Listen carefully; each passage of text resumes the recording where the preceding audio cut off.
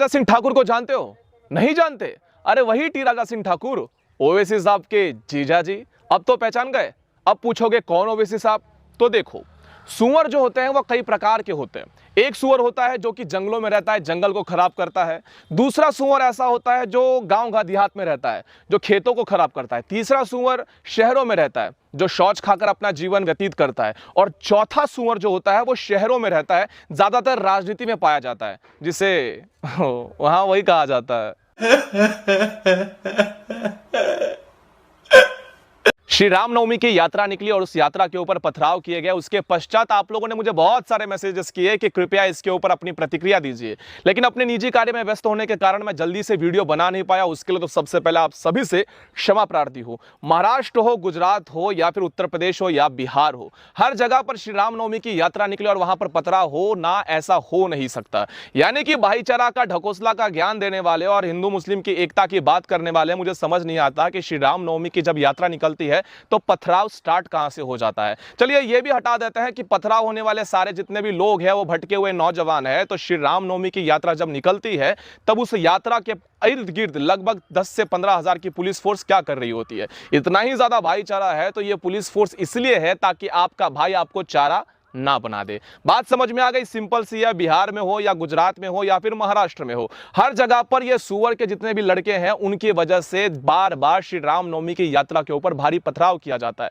सबसे पहले मैंने आप लोगों के सामने नाम लिया टी राजा सिंह ठाकुर का, एक ऐसा अकेला शेर जिसकी जब यात्रा निकले तब किसी की मजाल नहीं कि आंख ऊपर करके रख ले, आंख छोड़िए गर्दन उठाकर देख ले कि श्री रामनवमी की यात्रा पर कोई उठाकर पत्थर फेंक दे, इतनी किसी की हिम्मत नहीं होती। और वही टी राजा सिंह ठाकुर का एक भाषण है जिसको सुनने के पश्चात मेरे रोंगटे खड़े हो जाते हैं, क्योंकि जब बात आती है कि हिंदू कैसा होना चाहिए, हिंदुओं की ललकार कैसी होनी चाहिए, तो मेरे मुंह में नाम आता है टी राजा सिंह ठाकुर का। क्योंकि इनका नाम सुन के अपने आप को मुगलिया सल्तनत का बादशाह का वंशज मानने वाले ओवैसी के भी पतलून गीली हो जाती है। तो उन्होंने कहा कि अपने अपने मस्जिदों के ऊपर जाकर आप बड़ा सा सीसीटीवी हाई रेजोल्यूशन का कैमरा लगाइए ताकि पता चले कि कौन पत्थर फेंकता है, तो पता चल जाएगा। तो जाहिर सी बात है कि ये लोग अपने ही लड़कों को पकड़वाना चाहते हैं, अपने ही बंदों को गिरफ्तार करवाना चाहते हैं। तो हम उनका जितना भी मस्जिद का कैमरा का खर्चा होगा वो हम लोग स्पॉन्सर कर देंगे, कोई दिक्कत की बात नहीं। लेकिन उससे पहले एक भाषण है जो सोशल मीडिया पर गलत तरीके से वायरल किया जा रहा है। अब उसी भाषण को हम सुनेंगे और समझेंगे कि इस भाषण से क्या सच में हिंदू मुस्लिम एकता बिगड़ती है या आपके सामने सच्चाई रखने का किसी ने प्रयास किया है। चलिए टी राजा सिंह ठाकुर का सबसे वायरल भाषण साथ में सुनते हैं।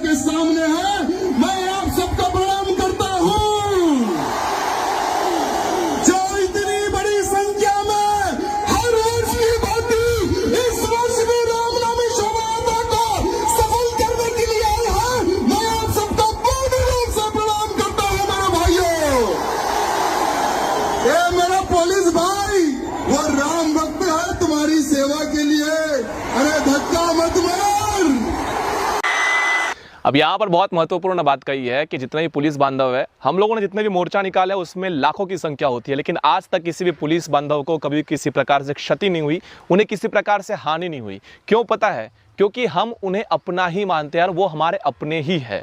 और आप लोगों ने एक वीडियो देखा होगा, शायद बंगाल का था या महाराष्ट्र का, मुझे ठीक से पता नहीं, लेकिन एक ऐसा वीडियो अभी वायरल हुआ था सोशल मीडिया पर जहां पर पुलिस के ऊपर पथराव किए जा रहे थे और पुलिस को अपनी जान की रक्षा करके वहां से भागना पड़ा। तो पुलिस की गाड़ियां हो या पुलिस हो, उनको मारने वाले, उनको पीटने वाले कौन होते हैं आप लोग भी अच्छी तरीके से जानते हैं। बस इसी प्रकार का यहाँ पर उल्लेख किया गया। आगे सुनते हैं। अरे ये वही राम भक्त है जिन्होंने एक धक्का लगाया था, आज अयोध्या में भव्य राम मंदिर बन रहा है।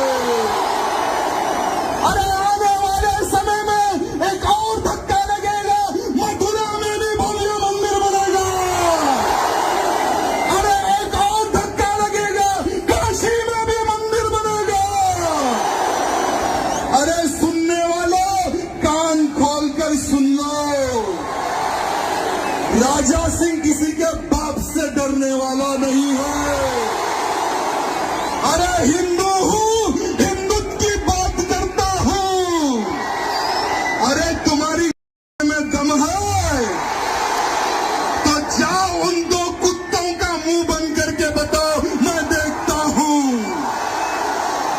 हमारे रामचंद्र जी को जिसने गाली दी, हमने कहा था उसको रोको, तुमने उसको नहीं रोका, तुमने पुलिस प्रोटेक्शन उस हरामी को दिया।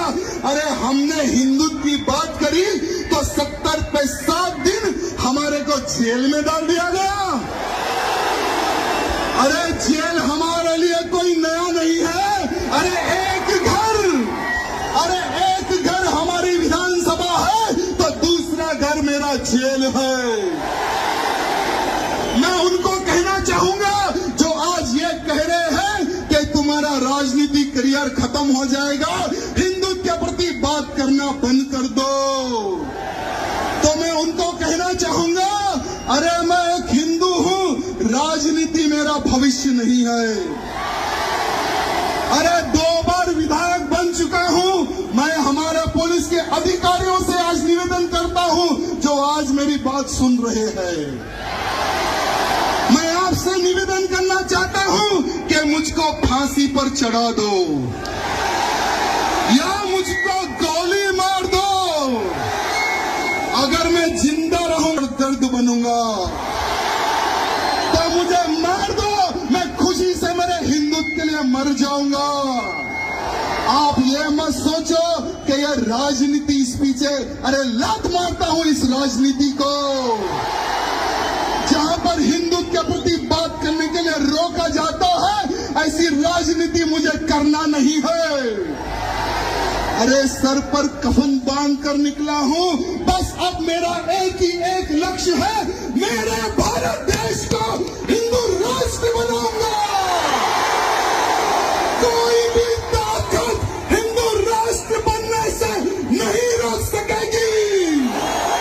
अरे आज साधु संत कहते हैं कि भारत देश हिंदू राष्ट्र बने, अरे आज कई हिंदूवादी नेता कहते हैं कि मेरा भारत देश हिंदू राष्ट्र बने। अरे 50 से अधिक इस्लामिक देश है, 150 से अधिक ईसाई देश है, तो 100 करोड़ हिंदुओं का देश, मेरा भारत देश हिंदू राष्ट्र क्यों न बने? अरे मेरा भारत देश हिंदू राष्ट्र क्यों नहीं बने? मैं आज पूछना चाहता हूं, मैं हमारे पुलिस के अधिकारियों को पूछना चाहता हूं, आज नहीं तो कल तुम रिटायर हो जाओगे, क्या तुम रोकोगे उन लव जिहादियों को? हिंदुओं का जो धर्मांतरण हो रहा है, क्या तुम उनको रोकोगे? अरे आज हजारों की संख्या में, लाखों की संख्या में लव जिहाद के नाम पर मेरी हिंदू बहन बेटियों को कन्वर्ट किया जा रहा है। आज हम लव जिहादियों के खिलाफ बात करते हैं तो तुम FIR करते हो मेरे खिलाफ। अब ये भाषण सुनने के पश्चात बहुतों को पार्श्व भाग में मिर्ची लग जाएगी। कुछ लोग कहेंगे अपने में ही कि इनकी भाषा अच्छी नहीं है। मैं मानता हूं कुछ शब्द है जो मैं नहीं बोलता, कोई और तो बोलेगा। अब हर एक की भाषा का नियंत्रण या ठेका तो मैंने नहीं रखा, लेकिन जो बात उन्होंने कही है वो कितनी गलत और कितनी सही, ये निर्णय आप स्वयं कीजिए। लव जिहाद होता है या नहीं, ये आप स्वयं ठहराइए। और इसी के साथ साथ छत्रपति शिवाजी महाराज के गढ़ किलों पर अतिक्रमण होता है या नहीं, ये आप स्वयं जाकर देखिए, आप लोगों को पता चल जाएगा। फिर चाहे वो महाराष्ट्र का श्री मलंगगढ़ हो, जहां पर एक लड़का हाथ में भगवा लेकर जब लहराता है तब उसे ऐसा प्रतीत करवाया जाता है कि वो लड़का आतंकवादी है। और अपने आप को RJ कहने वाले लोग भी ट्विटर के ऊपर उनका वीडियो डालकर कहते हैं कि ये देखो ये लड़के हैं हिंदू आतंकवादी वाले। और जहां तक भाषा की बात आती है ना, तो कभी आप लोग को समय मिले, फुर्सत मिले तो कुत्ते का पिल्ला और न जाने 15 मिनट ये बात कहकर हिंदुओं को प्रवोक किसने किया था? लेकिन क्या उसके वजह से हिंदुओं ने कभी किसी के ऊपर अटैक कर दिया? क्या हिंदुओं ने कहीं पर जाकर पथराव कर दिया? जी नहीं, क्योंकि जो लोग देश के अंदर आग लगाते हैं, जो लोग पत्थर फेंकते हैं, वो अपना देश मानते ही नहीं। जो अपना घर होता है उसके घर के अंदर कभी हम आग लगाते हैं? उस घर के ऊपर हम कोई पत्थर फेंकते हैं? बिल्कुल नहीं, क्योंकि वो घर हमारा है और हम कहते हैं कि ये भारत देश हमारी माता है, तो अपनी माता को कोई जलाता नहीं, अपनी माता के ऊपर कोई पत्थर फेंकता नहीं। और रही बात हिंदू राष्ट्र की, तो हिंदू राष्ट्र के ऊपर सेपरेट मैंने 2 वीडियो बना रखे हैं कि हिंदू राष्ट्र कैसे बनेगा और क्या महाराष्ट्र हिंदू राष्ट्र की नींव रखेगा। ये दोनों वीडियो आप लोग जाकर देख सकते हैं। अब ये पूरा भाषण सुनने के पश्चात आपके क्या विचार है और इस भाषण के सुनने के पश्चात आपको कैसा फील हो रहा था, ये अवश्य बताएं। और अगर अगली साल आप लोग रामनवमी की यात्रा निकालो तो जितना ज्यादा हो उतना ज्यादा संख्या में आप लोग श्री रामनवमी की यात्रा निकालें। जहां से निकालोगे हर जगह पर CCTV फुटेज, जिस प्रकार से इन्होंने कहा है कि कैमरा हाई रेजोल्यूशन लगवा लेना और उसके बाद आप लोग आराम से श्री राम नवमी की यात्रा निकालना। मैं तो कहता हूं हनुमान हनुमान जयंती आ रहा है उसमें भी यात्रा निकालिए, हर एक में यात्रा निकालिए और जितना हो सके उतना ज्यादा एकत्रित रहिए, एकजुट रहिए और आपकी एकता ही आपकी ताकत होती है। तो किसी को हमें कुछ कहना नहीं है, बस हमें अपने आप को आगे बढ़ाना है और हमें अपने आप को लोगों को एकत्रित करना है। बस यही था आज का वीडियो और इस वीडियो के माध्यम से अगर आप लोगों को कुछ नया सीखने को मिला हो तो चैनल को कृपया करके सब्सक्राइब कर लीजिए, क्योंकि लगभग 3-4 बजे रात को सोता हूं और 8 बजे उठ रहा हूं, फिर भी आप लोगों के लिए वीडियो मुझे लाना ही है। तो काम मैं अपना जितना हो सके उतना ज्यादा कर रहा हूं, आपका काम है केवल सब्सक्राइब बटन पे प्रेस करना, एक कमेंट करना और इस वीडियो को शेयर करना, उतना तो हो ही जाएगा। अब अगले वीडियो के अंदर मिलता हूं सनातनियों, तब तक के लिए जय सनातन।